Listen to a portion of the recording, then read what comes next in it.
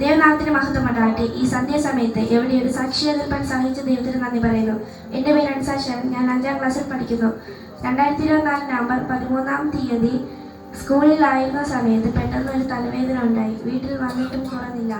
പള്ളിയിൽ 21 days fasting prayer നടക്കുന്ന സമയമായതിനാൽ രാത്രിയിൽ പള്ളിയിൽ കടന്നുപോയി അവിടെ വെച്ച് വൊമിറ്റിംഗ് സ്റ്റാർട്ട് ചെയ്തു.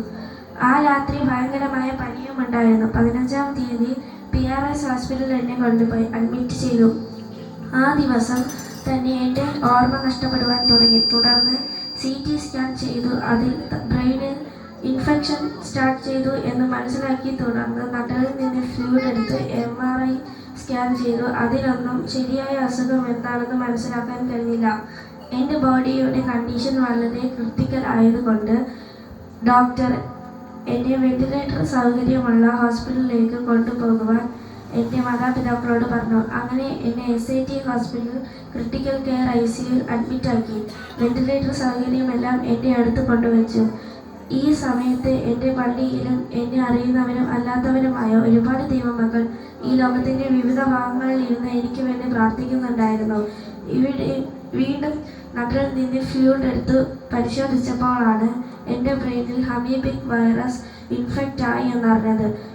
ആ നിമിഷം ഡോക്ടർമാർ എൻ്റെ മാതാപിതാക്കളെ വിളിച്ച് രോഗവിവരണം പറഞ്ഞതോടൊപ്പം ഞാൻ ഇനി തിരികെ ജീവിതത്തിലേക്ക് മടങ്ങി വരുവാനുള്ള ചാൻസ് വളരെ കുറവാണെന്നും ജീവൻ തിരിച്ചു കിട്ടിയാലും പൂർണ്ണമായി പഴയതുപോലെ ആകില്ലെന്നും ഈ അസുഖത്തിന് വേണ്ടി കൊടുക്കുന്ന മരുന്നുകൾ ഹൈ റിസ്ക് ആയതിനാൽ കിഡ്നി, ലിവർ, ഹാർട്ട് ഡാമേജ് വരുവാൻ ചാൻസ് ഉണ്ടെന്നും പറഞ്ഞു.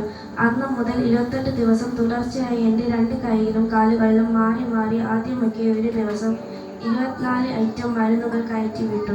ഓരോ ഡോസ് മരുന്ന് തീരുമ്പോഴും എൻ്റെ ബ്ലഡ് എടുത്ത് പരിശോധിക്കുകയും കിഡ്നി, ലിവർ ഫങ്ഷൻസ് മാറുന്നുണ്ടോ എന്ന് നോക്കുകയും വ്യത്യാസം വരുന്നതിനനുസരിച്ച് മരുന്നുകളും കുറച്ച് കൊണ്ടുവന്നു. അനേകം ദൈവമക്കളുടെ പ്രാർത്ഥനയുടെ ഫലമായി എൻ്റെ ശരീരത്തിൽ ദൈവം സൗഖ്യം അയച്ചു. 9 ദിവസം 3 ICUകളിലായി എൻ്റെ ട്രീറ്റ്മെൻറ്റ് നടത്തി. അവിടെ നിന്നും ന്യൂറോ വാർഡിൽ ആക്കി. 28 ദിവസത്തെ മരുന്ന് കംപ്ലീറ്റ് ആകുന്നതിന് മുൻപേ ഫുൾ ബെഡിലായിരുന്നതുകൊണ്ട് കാലിലെ വെയിൻ ബ്ലോക്കായി.